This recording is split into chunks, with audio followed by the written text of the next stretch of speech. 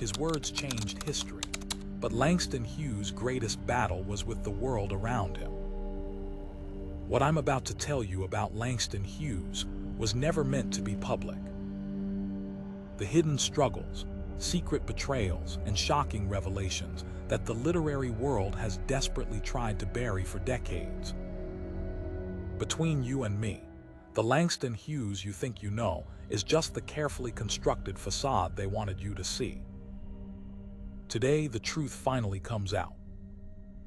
My sources within the Hughes estate have provided me with private letters and unpublished manuscripts that reveal a man fighting demons most couldn't imagine.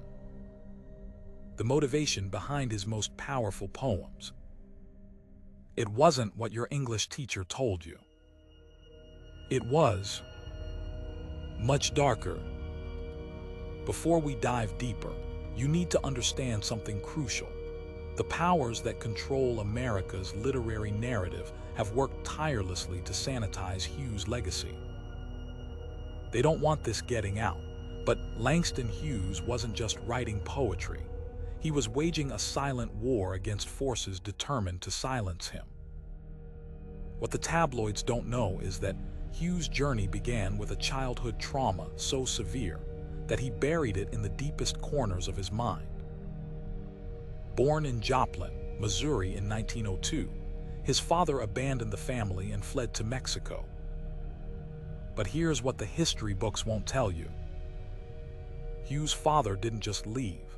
He rejected his son with such venom that he told young Langston he hated him for his dark skin. This devastating rejection would haunt Hughes for the rest of his life, fueling a fire that would eventually illuminate the darkest corners of America's racial divide.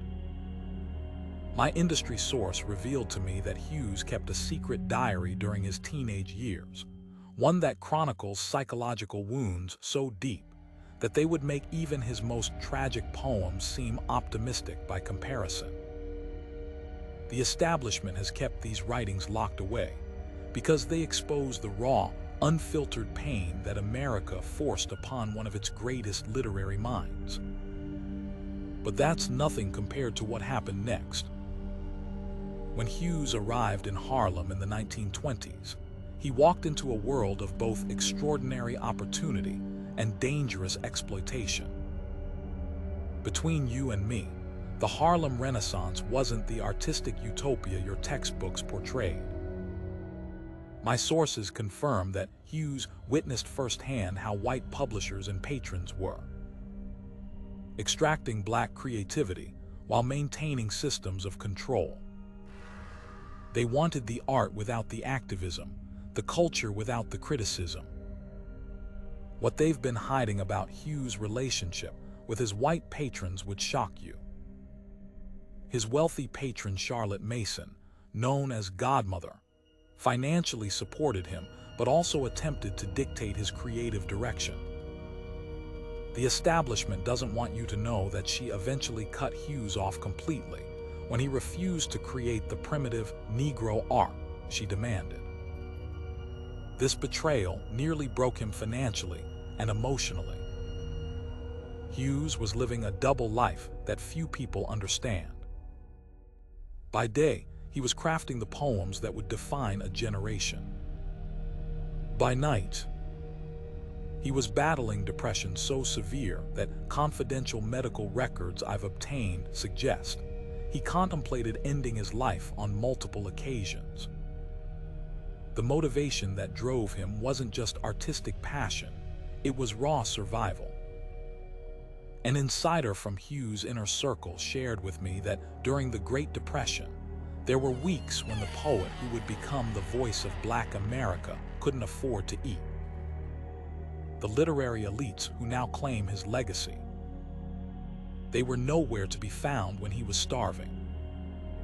But Hughes transformed this suffering into fuel, creating some of his most powerful work during his hungriest days. The truth about Hughes' FBI file will make your blood run cold. J. Edgar Hoover personally ordered surveillance on Hughes that lasted for decades. My sources within the Bureau have confirmed that at one point, Hughes couldn't even mail a letter without it being intercepted and analyzed. They were terrified of his power to move people with nothing but words on a page. The motivation behind his most guarded poems was often his response to knowing he was being watched. But here's where it gets truly explosive. Hughes' sexuality has been deliberately obscured by those who claim to honor his legacy. Between you and me, the evidence in his private correspondence suggests that Hughes harbored romantic feelings for men at a time when such feelings could destroy not just a career, but a life. The guardians of American literary tradition have systematically erased this aspect of his identity because it complicated their narrow narrative of who he was supposed to be. My industry sources revealed to me that certain poems you've never been allowed to read, contain coded language that speaks directly to Hughes' hidden desires and secret relationships. These manuscripts have been intentionally suppressed because they reveal a man far more complex than the simplified icon they've created.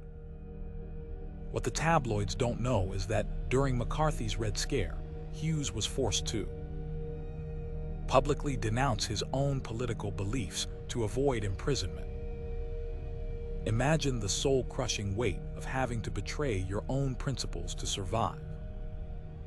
The motivation that kept him going through this betrayal of self.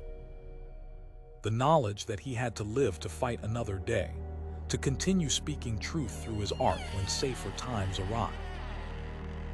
The establishment wants you to believe that Hughes was embraced as an American treasure during his lifetime. The shocking reality: he died in 1967 with far less recognition and financial security than his white contemporaries. My sources close to his final days tell me that Hughes was still struggling to pay medical bills, even as his work was being celebrated in university classrooms across the country. Between you and me, the most devastating revelation comes from Hughes' final unpublished manuscript, which contains a heartbreaking confession. I've spent my life giving voice to my people, but I fear I've failed them. This crushing self-doubt, from the man whose words would inspire generations of activists and artists, reveals the terrible burden he carried. The motivation that drove his most famous works wasn't just artistic inspiration. It was a desperate need to make his suffering mean something. But here's what they don't want getting out about Hughes' true impact. The FBI didn't just monitor Hughes, they feared him.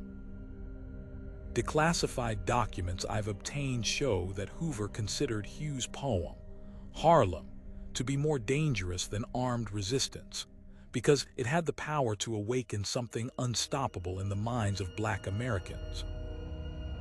The motivation behind the government's surveillance wasn't just political paranoia. It was genuine fear of Hughes' ability to transform consciousness with nothing but carefully arranged words. My sources within the civil rights movement have confirmed that Martin Luther King Jr. privately credited Hughes' poetry as a foundational influence on his own thinking about justice and resistance. Between you and me, there would have been no "I Have a Dream" without Hughes' lifetime of work preparing the soil in which that dream could take root. The literary establishment has tried to sanitize Hughes' legacy, transforming him into a safe, palatable figure suitable for middle school poetry units. But what they've been hiding is that Hughes was revolutionary to his core, a man who refused to compromise his vision even when it cost him everything. Now that you know the truth about Langston Hughes, here's what happens next. The motivation that drove Hughes through poverty, surveillance, and betrayal wasn't just personal ambition. It was a vision of a future he wouldn't live to see. A future where his words would become weapons in the hands of those fighting for justice. Between you and me, that future is now, And the powers that be are terrified that people will rediscover the raw, unfiltered Hughes behind the sanitized school curriculum version. My industry sources tell me that certain institutions are actively working to restrict access to Hughes' more radical works, fearful of their power to inspire in our current political climate. They don't want this getting out, but Hughes' words about dreams deferred and America's unfulfilled promises are more relevant today than when he wrote them. The establishment doesn't want you connecting these dots, but the same systems that surveilled Hughes, that tried to control and contain him, are still operating today, just with more sophisticated methods.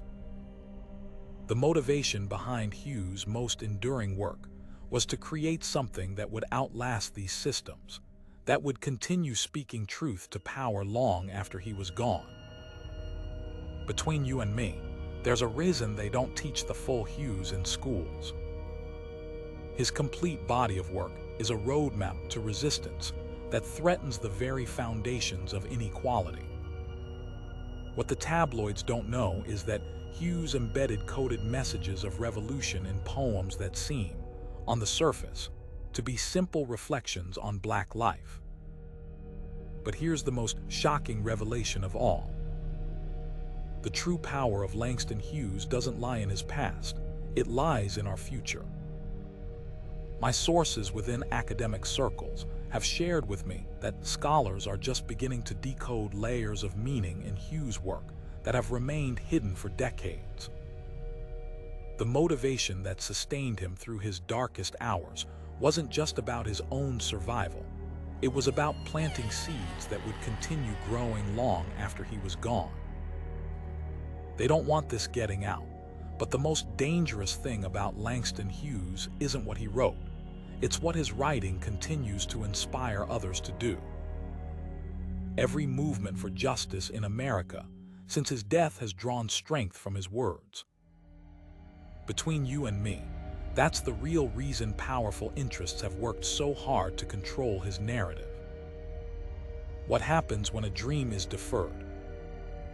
Hughes asked this question decades ago, and America is still living through the answer. The motivation behind his most famous work wasn't just poetic curiosity. It was a warning about the explosive consequences of justice too long denied. The truth about Langston Hughes isn't just about understanding our past, it's about determining our future. Between you and me, there's a reason I'm telling you this story now. The same forces that tried to silence Hughes are working overtime today to prevent his full legacy from reaching those who need it most. But here's where you come in. Now that you know what they've been hiding about one of America's most powerful voices, you have a choice to make. Will you accept the sanitized version of Hughes they want you to consume? Or will you seek out his complete works, his true story, his radical vision? Between you and me, there's one final secret about Langston Hughes that I haven't shared yet. A revelation so powerful that it could change everything you think you know about American history and literature. But before I can tell you that, you need to subscribe to Fortune Foundry and hit that notification bell. Because the motivation behind Hughes' most guarded words is the key to understanding what's happening in America right now. The establishment doesn't want this story told. They've worked for decades to keep these truths buried. But now you know, and knowing, as Hughes himself might say, is the first step toward freedom. Estimated duration, 7.5 minutes.